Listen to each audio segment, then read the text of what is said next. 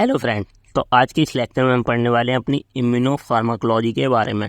तो ये हमारी फार्माकोलॉजी का सेकंड पार्ट है यूनिट 4 का। ठीक है, इसमें हमें इम्यूनो फार्माकोलॉजी में immuno suppressant, immuno stimulant, protein drugs, monoclonal antibodies, targeted drug antigen, biosimilars वगैरह पढ़ने हैं।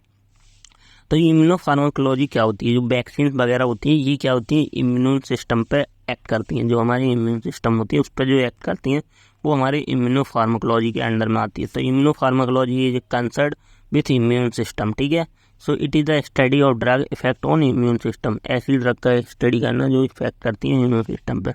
अब इम्यून सिस्टम क्या करता है? इम्यूनिटी प्रोवाइड करता है। अब इम्यूनिटी क्या होती है?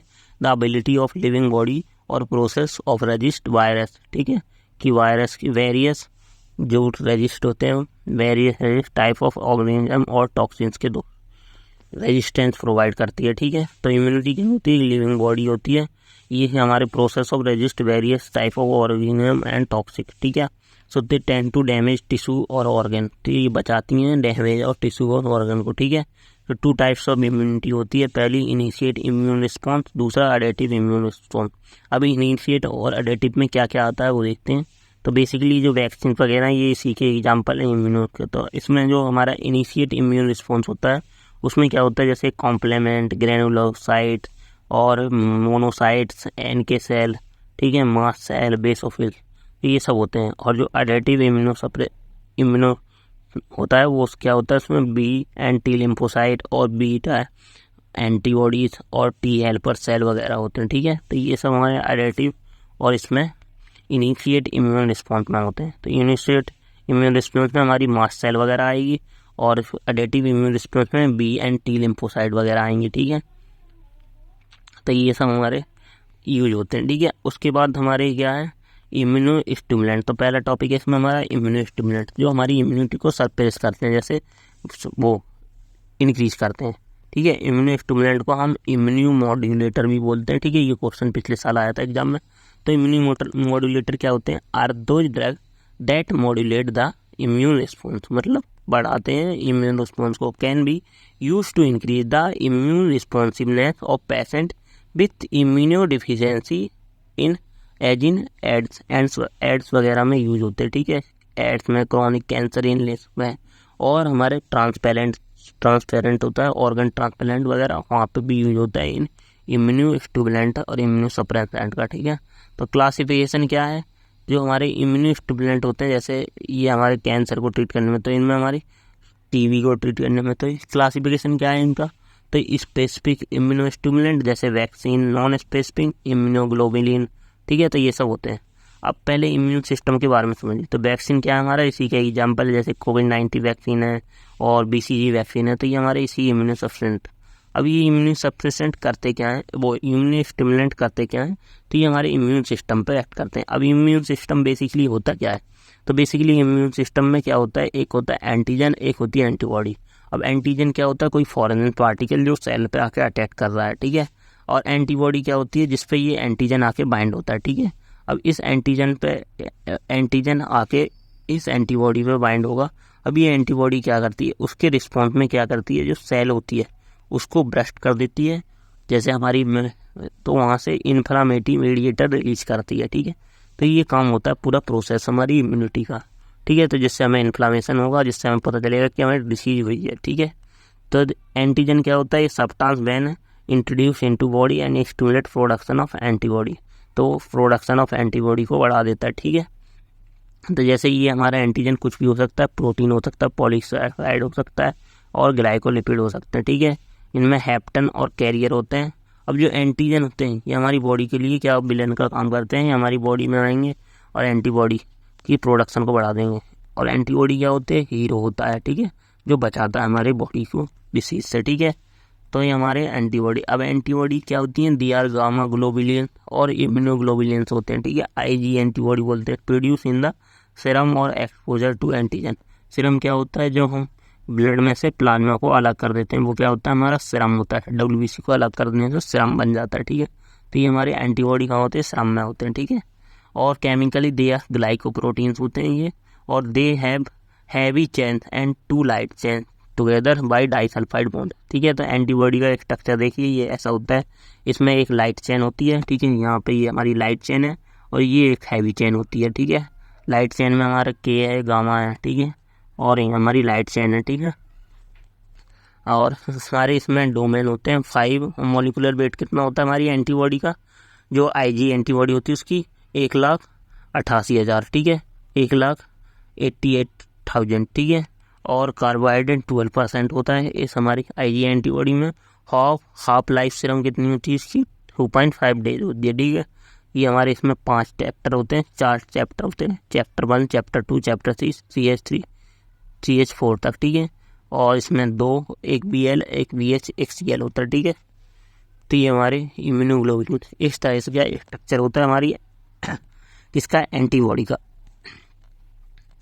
तो जैसे ही क्या होता है, एंटीजन आता है तो वो यहाँ इस हैवी चैन पे जाके अटैच होता है VH और VL पे, ठीक है, जो लाइट चैन होती है। एक VH होता है जो हैवी चैन होता है, ये VL लाइट चैन है हमारी, ठीक है।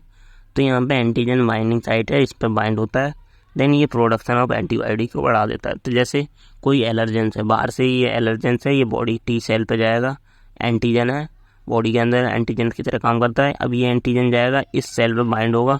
जैसे सबसे ज़्यादा क्या होता है, बीटा सेल स्टिमुलेट होती हैं जब भी कोई एंटीबॉडी वो एंटीजन आता है, तो बीटा सेल स्टिमुलेट हुई तो वो बाइंड हुई, उस पर एंटीबॉडी रहती है, एंटीबॉडी बाइंड होती है इसके साथ, एंटीजन के साथ। देन ये आईजी एंटीबॉडी क्या करती है, ये मास्ट सेल जो होती है उसको डीग्रेनुलेशन कर देती है उसका। जैसे वहाँ से हिस्टामिन, ल्यूकोट्रिन्स, प्रोस्टाग्लैंडिन ये सब रिलीज होते हैं, जिससे हमें एलर्जी होती है। तो ये बेसिकली वर्क होता है हमारी एंटीबॉडी का, ठीक है। तो ये वही मोड ऑफ एक्शन है कि क्या हुआ कि कोई भी पोलन पार्टिकल आया बीटा सेल पे, बीटा सेल ने क्या किया, आईजी एंटीबॉडी रिलीज करी। ये आईजी एंटीबॉडी मास्ट सेल पे गई, मास्ट सेल से क्या हुई, इन्होंने एंटीजन को अटैच किया अपने ऊपर। देन इसके बाद ये ब्रेस्ट कर जाती हैं, वहाँ से इन्फ्लामेटरी मीडिएटर रिलीज कर देती हैं, ठीक है। तो ये बेसिकली एंटीजन एंटीबॉडी का कॉन्सेप्ट था। अब इसमें हमें 2 टाइप के हमारे इम्यूनो स्टिमुलेंट होते हैं। पहला इम्यूनो स्टिमुलेंट स्पेसिफिक जो provide antigen specific immune response, जैसे वैक्सीन वगैरह। नॉन स्पेसिफिक जो they are act in respective of antigenic specific of argument immune response, जैसे इम्यूनोग्लोबुलिन जो अभी अपने पढ़ा आईजी एंटीबॉडी, ठीक है। अब इम्यूनो स्टिमुलेंट स्पेसिफिक और नॉन स्पेसिफिक क्या करते हैं, ये एक्टिवेट करते हैं इम्यून सिस्टम को एंड इंक्रीज डिफेंस मैकेनिज्म को बढ़ा देते हैं, ठीक है। एग्जाम्पल ऑफ इम्यूनो स्टिमुलेंट तो हमारे पहली आती है वैक्सीन। वैक्सीन में हमारे BCG vaccine, polio vaccine, retrovirus vaccine, ठीक है, और थेरेपेटिक वैक्सीन, वायरल वैक्सीन। इसमें ड्रग आती है हमारी कौन कौन सी इम्यूनो स्टिमुलेंट में, लीवामिसोल और लेनालिमोनाइड और थालिडोमाइड और आइसोप्रीनोसोन, थायोसिन और थाइमोसिन और इम्यूनोमाइसिन और साइटोकाइन, इंटरफेरॉन वगैरह। Interferon alpha 2b, interferon alpha 2 एल्डेस्किन और इम्यूनोग्लोबिन वगैरह, ठीक है। तो ये सब हमारे एग्जाम्पल हैं किसके, इम्यूनोस्टिमुलेंट का, या क्लासिफिकेशन है इम्यूनोस्टिमुलेंट का, ठीक है।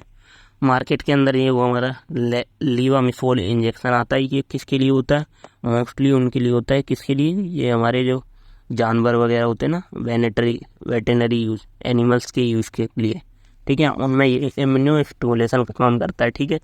और हमारे वैक्सीन्स, तो पहले हमें पढ़नी है इसमें वैक्सीन। तो वैक्सीन क्या होती है हमारी, a antisera use for immunization against bacterial and viral infection, ठीक है। तो ये हमारी इम्यूनिटी को बढ़ाने के लिए होती है, एंटीसेरा होती हैं, ठीक है, इनमें हमारा सेरा नहीं होता है, ठीक है।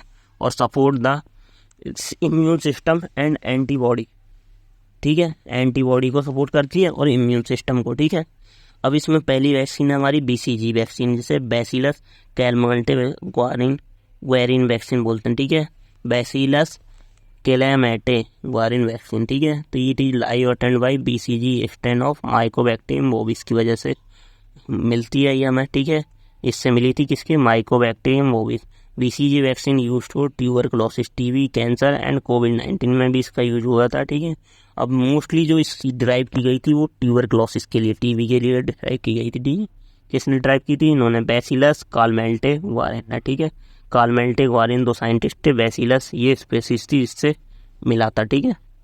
तो ये हमारा मोड ऑफ एक्शन क्या होता है BCG वैक्सीन का, ये it cause the activation of macrophage to make, ठीक है। तो मैक्रोफेज को बनाने के लिए क्या कर देता है कि मैक्रोफेज क्या करेगा, ज़्यादा WBC या ज़्यादा एंटीबॉडी प्रोड्यूस करेगा, तो more effective and killer cell. Adverse effect क्या है, हाइपर सेंसिटिविटी है इस वैक्सीन का, शॉक, चिल, फीवर वगैरह, ठीक है। यूज कहाँ होता है, TB में मोस्टली सबसे ज़्यादा, ठीक है। और prophylaxis of carcinoma, cancer in bladder वगैरह में, ठीक है। देन हमारी दूसरी है पोलियो माइलेटिस वैक्सीन, ठीक है। पोलियो वैक्सीन बोलते हैं जिसे, इट एडमिनिस्ट्रेशन ओरली वगैरह, ठीक है, और पेनिट्रेली, ठीक है। तो ये भी हमारी इतनी।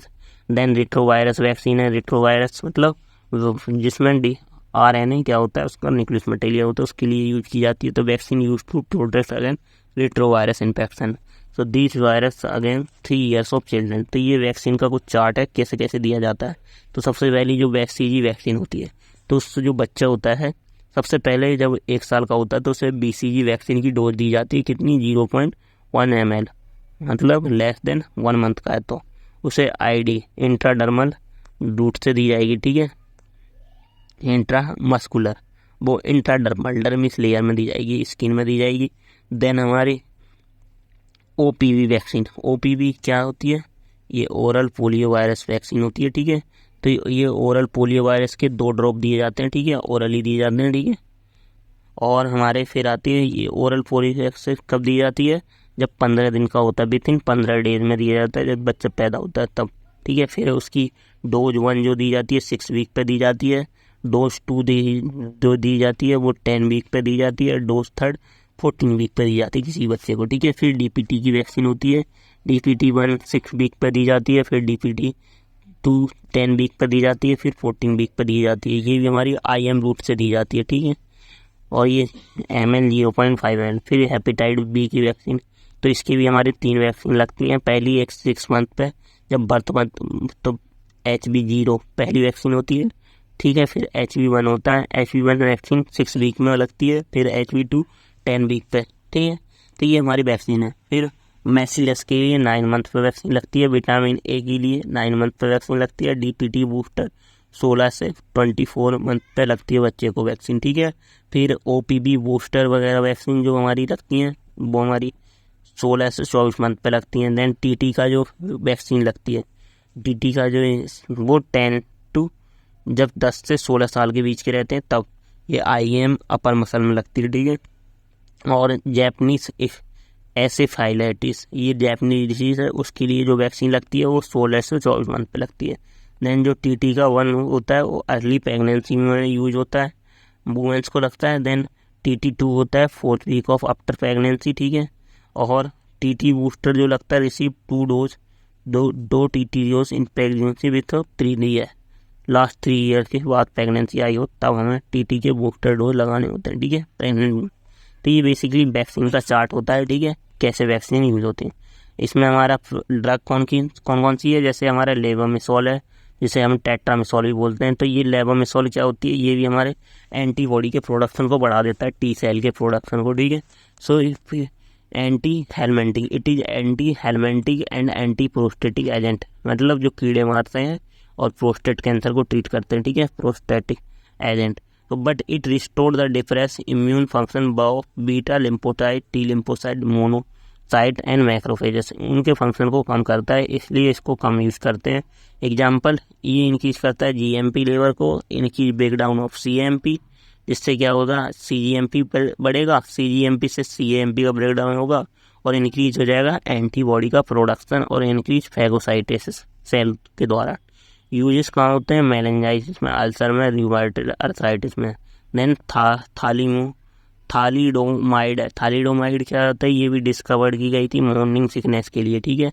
तो ये थालीडोमाइड ने क्या किया था, कम से कम 20,000 से ज़्यादा बच्चों को क्या किया था, कैंसर कॉज करा था, मतलब लिम्फ जो डिसीज होती है वो कॉज करा देती है लिम्फ। ये थालीडोमाइड जो होती है ये बेबीज के लिए बहुत खतरनाक थी। इसने क्या किया था, lymphs can fail to develop properly in some case, also eyes, ear, internal organs. तो ये how many miscarriage the drug caused, but it estimated in Germany alone 10,000 babies were affected by thalidomide, ठीक है। इसके द्वारा 10,000 बच्चे affect हुए थे। May way damage to survivor for long, today fewer then 3,000 still alive. उन 10,000 में से खाली 3,000 लोग बचे हैं आज जो अफेक्ट हुए थे इस थालीडोमाइड से। लेकिन आज भी ये यूज करी जाती है एज ए एंटी कैंसर, ठीक है। ये यूज एड्स में यूज की जाती है, ठीक है। कैंसर का ये माइलोमा जो कैंसर होता है उसमें ट्रीट करने में यूज की जाती है, ठीक है। तो ये हमारे थाइलीमोडा के बारे में था। ये भी क्या करती थी, ये they enhance T cell production IL-1 और इंटरफेरॉन वाई, ठीक है। इनको इंटरफेरॉन गामा और इंटरफेरॉन अल्फा को प्रोड्यूस करती हैं। यूजेस क्या है इसका, यूज इन ENC एरिथ्रोमिकोसा लेप्रोसी और टेट्रोजेनेसी मोस्ट साइड इफेक्ट। देन आते हैं हमारे इंटरफेरॉन। इंटरफेरॉन क्या होते हैं, लो मोलिकुलर वेट ग्लाइकोप्रोटीन होते हैं, साइटोकाइनेंस ग्लाइकोप्रोटीन है, but host cell is response to viral infection जैसे इम्यून मॉड्यूलेटर एक्टिविटी के लिए, ठीक है। तो इंटरफेरॉन क्या होते हैं, मोड ऑफ एक्शन क्या होता है इंटरफेरॉन का, bind with the surface receptor. ये इंटरफेरॉन क्या हो गएंगे, बॉडी सेल होगी उसकी सरफेस रिसेप्टर से बॉन्ड होंगे, cause enzyme induction. Then enzyme induction करेंगे, एंजाइम से क्या होगी, जो रिएक्शन थी वो तेज हो जाएगी और inhibit cell proliferation, affect viral replication और इंक्रीज फैगोसाइटस को बढ़ा देंगे।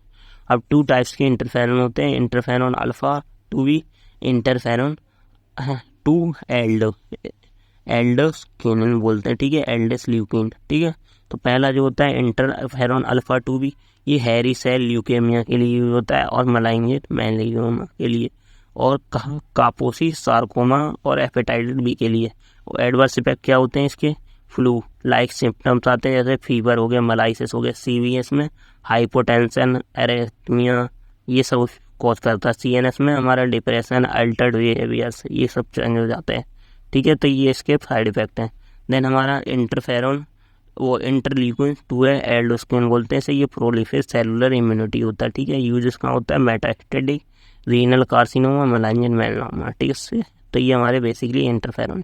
अब जो इंटरफेरॉन का एक इंजेक्शन है alpha 2b injection use in treat hepatitis B and C, lymphoma, lymph node cancer, leukaemia, इन सब में यूज होता है। जो हमारा मार्केट में इस टाइप से इंटरफेरॉन अल्फा 2b रेलीफेरॉन ब्रांड है उसके द्वारा आता है, ठीक है, इंजेक्शन होता है। तो ये interferon are protein that can induce non specific resistance viral, ठीक है, सेवरल मैकेनिज्म। ये इनहिबिट कर देता है प्रोटीन सिंथेसिस को, इनएक्टिवेट कर देता है वायरल DNA को, ठीक है, और फैगोसाइटिस को बढ़ा देता है, ठीक है।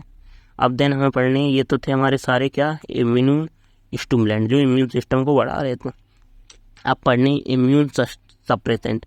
तो इम्यून सप्रेसेंट क्या होते हैं, और 2 ड्रग वो इनहिबिट इम्यूनिटी। अब जो अभी तक तो हम पढ़ रहे थे इम्यून इंटरफेरॉन, वैक्सीन वगैरह ये सब, ठीक है। अब हमें पढ़ने इम्यून सप्रेसेंट, ठीक है। अब immune suppressant are 2 drug which are inhibit immunity, जो इम्यूनिटी को कम करें। They are suppress cell mediated hormonal immunity और बोथ, ठीक है। It use in organ transplant and auto immune disorder, ठीक है, जैसे कैंसर वगैरह में, ठीक है।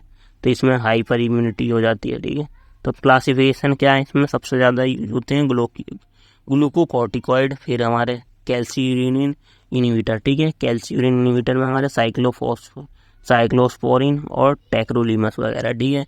और ग्लूकोकॉर्टिकॉइड में प्रेडनिसोन, डेक्सामेथासोन, एंटी प्रोलिफरेट में एंटी मेटाबोलाइज में एजिथ्रोपिन और माइकोफेनोलेट मोफेटिल, ठीक है। अदर्स में हमारे मेथोट्रेक्सेट और साइक्लोफॉस्फेमाइड और थालिडोमाइड और क्लोराम्ब्यूसिल, ठीक है।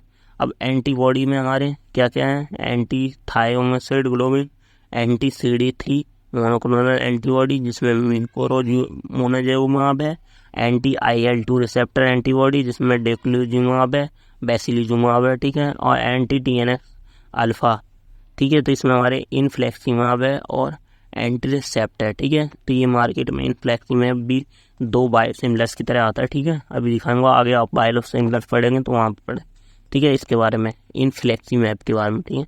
अब ग्लूकोकॉर्टिकॉइड क्या होते हैं, तो ग्लूकोकॉर्टिकॉइड ऐसे कंपाउंड होते हैं, they decrease peripheral blood lymphocyte, ठीक है। तो ये ब्लड में जो लिम्फोसाइट होते हैं उनको डिक्रीज करते हैं, और डिक्रीज रेगुलेशन ऑफ इंटरफेरॉन, वो IL अल्फा, वो IL-1 IL-2, IL-3, IL-6, ठीक है, इंटरल्यूकिन 1, इंटरल्यूकिन 2, इंटरल्यूकिन 3, इंटरल्यूकिन 6, और inhibit F cell T cell prolification, ठीक है, ये टी सेल के प्रोलिफिकेशन को कम करते हैं और इंक्रीज नंबर ऑफ RBC को बढ़ा देते हैं, ठीक है, और प्लेटलेट न्यूट्रोफिल्स को बढ़ा देते हैं, ठीक है। क्या कर रहे हैं कि ग्लूकोकॉर्टिकॉइड क्या करते हैं, टी सेल के प्रोलिफरेशन को डिक्रीज कर देते हैं। अब जो हमारी इम्यून सप्रेसेंट है ये यूज कहाँ होते हैं, तो बेसिकली जो इम्यून स्टिमुलेंट थे वो क्या कर रहे थे, इम्यूनिटी को बढ़ा रहे थे, ठीक है, इंक्रीज कर रहे थे इम्यूनिटी, ये इम्यूनिटी को डिक्रीज करने के लिए ये यूज हो रहे थे। जैसे कोई भी इन्फेक्शन डिसीज थी, वायरल डिसीज थी, जैसे कैंसर वगैरह था, और सेक्सुअली ट्रांसमिटेड डिसीज थी, और हमारे क्या होते हैं जैसे हमारा कोई भी बैक्टीरियल इन्फेक्शन वगैरह था, उन सब में यूज हो रहे थे इम्यूनो इन्फेक्शन वो सप्रेसेंट, वो इम्यूनो स्टिमुलेंट। अब इम्यूनो सप्रेसेंट क्या होते हैं, जो हमारी जैसे किसी ने ऑर्गन ट्रांसप्लांट करवाया, ठीक है, मतलब ऑर्गन, तो हमारी बॉडी उसके लिए हाइपर इम्यून ना हो, उसके लिए क्या होते हैं, उसको सप्रेस करने के लिए यूज किए जाते हैं, ठीक है। अब क्लासिफिकेशन में हमने ये देख लिया कि ग्लूकोकॉर्टिकॉइड होते हैं, कैल्शियूरिन इनहिबिटर होते हैं, एंटीलिस मेटाबोलाइट होते हैं, एंटीबॉडी होती हैं, ठीक है। अब ग्लूकोकॉर्टिनॉइड में हम देख रहे हैं उसमें क्या है, ग्लूकोकॉर्टिनॉइड हमारे क्या है, ग्लूकोकॉर्टिकॉइड क्या होते हैं, तो ये हमारे पेरिफेरल ब्लड लिम्फोसाइट को कंप्लीट कर देते हैं, डिक्रीज कर देते हैं, और जो हमारे इंटरल्यूकिन होते हैं, जो हमारे इन्फ्लामेटरी मीडिएटर होते हैं इंटरल्यूकिन, उनको डिक्रीज कर देते हैं उनका, ठीक है, जिससे क्या होता है, टी सेल जो होता है उसका लेवल भी डिक्रीज हो जाता है, जिससे इम्यूनिटी कम रिलीज होती है, ठीक है। ये क्लासिफिकेशन है एक तरीके से, mode of action classification drug, ठीक है। क्लास में हमारे इम्यूनोसप्रेसिस में कॉर्टिकोस्टेरॉइड, जिसमें हमारे मिथाइल प्रेडनिसोन में रेगुलेटर ऑफ जीन एक्सप्रेशन, एंटीमेटाबोलाइट में हमारे माइकोफेनोफिल मॉडिफिड है, ये इनहिबिट कर देती है डी नोवो सिंथेसिस जो होती है प्यूरिन का उसको, ठीक है। और देन बायोलॉजिकल एजिटेंट जैसे पॉलीक्लोनल एंटीबॉडी है, जैसे हमारे एटीएम है, थायोग्लूमिन है, जैसे lysis of lymphocyte break down कर देते हैं लिम्फोसाइट का। ऐसी मोनोक्लोनल एंटीबॉडी है जैसे म्यूरोमुनाब है, और डेक्लीजुमाब है, बेसिलिक्सीमैब है, रिटुक्सीमैब है, और एल्मेटुजुमैब है, ठीक है। तो ये हमारी ड्रग होती हैं, ब्लॉक कर देती हैं टी लिम्फोसाइट एक्टिवेशन को, ठीक है, जो हाइपर इम्यूनिटी कोज करवा रहा था, ठीक है। देन हमारे कैल्शिन्यूरिन इनहिबिटर है, कैल्शिन्यूरिन इनहिबिटर क्या होते हैं, ये हमारे साइक्लोस्पोरिन ए और टेक्रोलीमस, ठीक है, ये इनहिबिट कर देते हैं, inhibitor of intracellular phosphate required for interleukin 2 production in A T lymphocyte. तो ये इंटरल्यूकिन 2 के प्रोडक्शन को कम कर देते हैं, जिससे हमारी जो एंटीबॉडी का प्रोडक्शन है वो घट जाता है, ठीक है। और नॉन कैल्शियम इनहिबिटर जैसे सीरोलीमस है और एवेरोलीमस है, ये इनहिबिटर होते हैं मैमेलिया टारगेट रिफाम्पिसिन एमटोर का क्या करते हैं, इनहिबिटर होते हैं, activation of lymphocyte resulting cell arrest, ठीक है। तो ये मोड ऑफ एक्शन होता है इन सारी ड्रग का। इसमें सबसे ज़्यादा जो मोस्टली यूज होती है साइक्लोस्पोरिन, ठीक है, तो साइक्लोस्पोरिन इम्यूनो सप्रेशन की सबसे ज़्यादा, इसमें फिर टेक्रोलीमास है, फिर सेरोलीमास है, एवेरोलीमास है, ठीक है। तो मार्केट में ये हमारे प्रीनिसोलोन, डेप्रेशन, ये हमारे ग्लूकोकॉर्टिकॉइड हैं। फिर हमारे टेक्रोलीमास का ऑइंटमेंट आता है, ठीक है, जहाँ पर ज़्यादा इम्यून। देन साइक्लोस्पोरिन, ये भी हमारी साइक्लोस्पोरिन बोलते हैं, ये भी हमारी कैल्शियम इनहिबिटर होती है। अब इसमें अभी हमारी जैसे ये साइक्लोस्पोरिन कैप्सूल आते हैं, ठीक है, तो ये हमारी कैल्शियम इनहिबिटर है, ठीक है, इसका इंजेक्शन आता है, ठीक है। यूज़ कहाँ होता है, सिंड्रोम जैसे एजिमा, नेफ्रोटिक सिंड्रोम में organ transplant to prevent rejection से प्रिवेंट करने के लिए, ठीक है। अब यूजेस कहाँ है, प्रेनिसोलोन का ड्रग, पहली प्रेनिसोलोन का रिमेटेड आर्थराइटिस ट्रांसप्लांट रिजेक्शन में, इन्फ्लेमेटरी बाउल डिसीज में। Then second calcium inhibitor cyclophosphate tacrolimus. Cyclosporin composed of 11 amino acid, inhibit T lymphocyte and interleukin 2। Mode of action क्या है, साइक्लोस्पोरिन क्या होते हैं, बाइंड विथ होते हैं साइक्लोफिलिन एंड फॉर्म कॉम्प्लेक्स, ठीक है। देन ये विच इनहिबिट कैल्शिन्यूरिन, ठीक है, it responsible for transcription of interleukin 2, ठीक है। यूज इसका होता है ट्रांसपेरेंट रिजेक्शन में, ठीक है। देन एंटीमेटाबोलाइट है जिसमें सेक्रोलीमास है और एजिथायोप्रिम है, ठीक है। सीरोलीमास में मैक्रोलाइड एंटीबॉडी है और that bind with the KPB and decrease interleukin 2 production, ठीक है। हाफ लाइफ कितनी होती है 60 आवर। यूज़ कहाँ होते हैं प्रोफाइल एक्सिस में, ठीक है। एजिथाइप्रिन है, ये प्यूरिन मेटाबोलाइट होता है, ये भी हमारे टॉक्सिसिटी कॉज करता है। देन हमारे साइक्लोफॉस्फेमाइड है, मेथोट्रेक्सेट है, ठीक है अदर। देन हमारे एंटी थाइमोसाइड ग्लोमिन वगैरह है, ठीक है। तो ये भी हमारे पॉलीलाइन एंटीबायोटिक होती है, ठीक है, पॉलीक्लोनल एंटीबायोटिक होती हैं और ऑप्टेन फ्रॉम हॉर्स से, ठीक है। तो ये हमारे टी लिम्फोसाइट के प्रोडक्शन को कम करती हैं। यूज इसका होता है ऑर्गन ट्रांसप्लांट में, हाइपर सेंसिटिविटी में, ठीक है। और anti CD monoclonal antibody, anti CD3 जैसे हमारी म्यूकोरोनिजुमाब U3 होता है, वो भी यूज होता है हमारे टी लिम्फोसाइट के प्रोडक्शन को कम करने में, ठीक है। तो ये हमारी एंटी IL-2, ठीक है, इंटरल्यूकिन 2 की रिसेप्टर एंटीबायोटिक्स होती हैं, जैसे हमारी बैक्सीलजुमाब है, ठीक है। तो ये आगे पढ़ेंगे। देन हमारा नेक्स्ट टॉपिक है प्रोटीन थेरापेटिक्स। तो प्रोटीन थेरापेटिक्स क्या होती है? तो basically protein which are engineered in laboratory for pharmaceutical use are called therapeutic protein, ठीक है।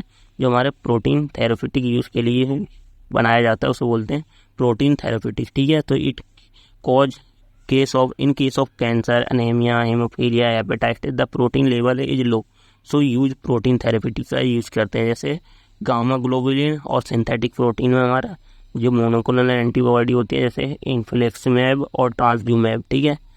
तो ये हमारी यूज होते हैं। अब हिस्ट्री क्या है प्रोटीन थेरेप्यूटिक्स की? तो सबसे पहले protein as a biological name 18th century में आया था। फिर 1839 में जो बेजिलस क्वाइंट थे उन्होंने प्रोटीन टर्म दी थी। 1982 में RDNA टेक्नोलॉजी फॉर्मुलिन के लिए आई थी।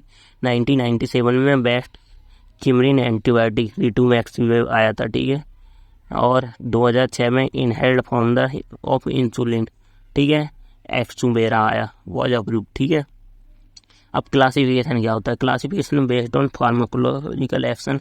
ग्रुप 1 में प्रोटीन थेरेप्यूटिक विद एंजाइमेटिक और रेगुलेटरी एक्टिविटी, जैसे हमारे एक्सुवेरा है, इनक्लेवरा है और ओबी डेग्रेल है और न्यूरोपोरोजेन है, ठीक है, ये होता है। देन ग्रुप 2 में protein therapeutic with special targeting activity, वास्टिन है, ऑनटैक है, ठीक है, जो हमारी बेपिलुजुमाब है और डेनिलू।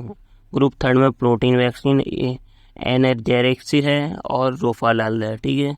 ग्रुप 2 में प्रोटीन डायग्नोस्टिक GREF है, ठीक है।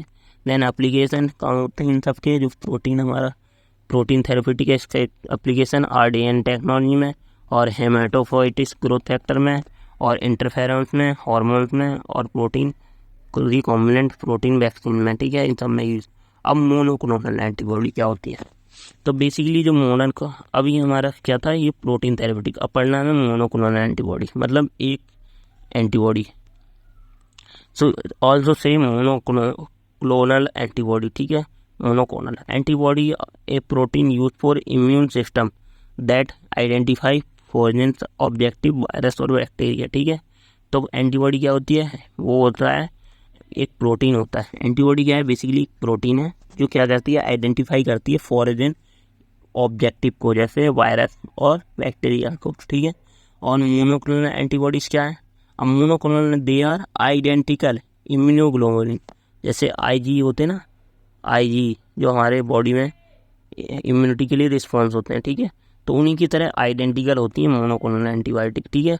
और generate from single beta clone, ठीक है, ये सिंगल बीटा सेल क्लोन होता है, वहाँ से जनरेट होती है, कॉल्ड मोनोक्लोनल एंटीबॉडी, MABS भी बोलते हैं, ठीक है। तो ये प्रोड्यूस कैसे होती हैं? तो ये माउस चेंज विथ एंटीजन, ठीक है, माउस को चैलेंज करवाते हैं एंटीजन के साथ, उसकी जो स्प्लीन सेल होती है वहाँ पे फ्यूजन करवाते हैं माइलोमा सेल्स का, ठीक है, जो कैंसर कॉज करें। देन उसमें फ्यूजन करवाएंगे, फिर इसमें हाइड्रोमास करवाएंगे। हाइड्रोमास करने की वजह से क्या होगा? Culture is HAT medium select for positive cell, then हम यहाँ से positive cell then harvest monoclonal antibody को हार्वेस्ट करेंगे, ठीक है। तो ये पूरा प्रोडक्शन है, ये पूरा इन डिटेल में कैसे कि एंटीजन लिया और माइलोमा सेल ली, दोनों का फ्यूजन करवाया, फ्यूजन करने के बाद क्या बना? हेट्रोकायरॉन बना। फिर इसको हमने क्या किया? इंट्रोड्यूस करा दिया मोस्ट स्क्रीनिंग एलिसा और रिया टेक्निक के द्वारा स्क्रीनिंग करी इसकी।